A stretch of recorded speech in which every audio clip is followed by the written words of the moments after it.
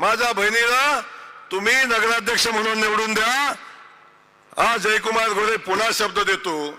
तुम्ही म्हणणार एवढे सगळे शब्द कसा देतोय, पण तुम्हाला माहिती आहे माझं सरकारमध्ये किती वजन आहे। आणि मी असाच नाही आलो, येताना देवाभाऊला फोन करून आलो। राजाभाऊनी माझ्याकडे यादी पाठवली ती, भाऊ बार्शीत आला तर माझ्या बार्शीसाठी हे तुम्हाला जाहीर करायला लागेल। येताना देवेंद्र फडणवीस साहेबांना फोन केलाय आणि साहेबांची परमिशन घेऊन मी आलोय, काळजी करू नका। या ठिकाणी बार्शी शहराच्या बस स्टँडसाठी जेवढे पैसे लागतील आणि राजाभाऊ सरकार देईल, आणि सरकारने नाही दिलं तर 1000 कोटी रुपयाचा आराखडा या डीपीडीसीचा आहे, जयकुमार घोडे स्वतः देईल।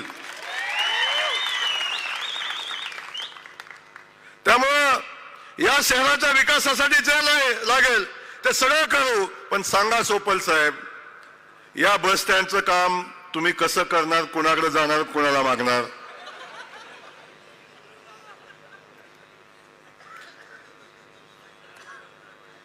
माझा प्रश्न आहे तुम्हाला, मी टीका नाही करत आहे, माझा सवाल आहे तुम्हाला।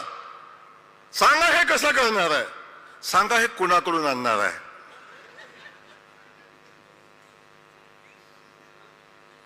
मातोश्री तर तिकिटाला पैसे घेतो, तुम्हाला कसं कोण देणार आहे?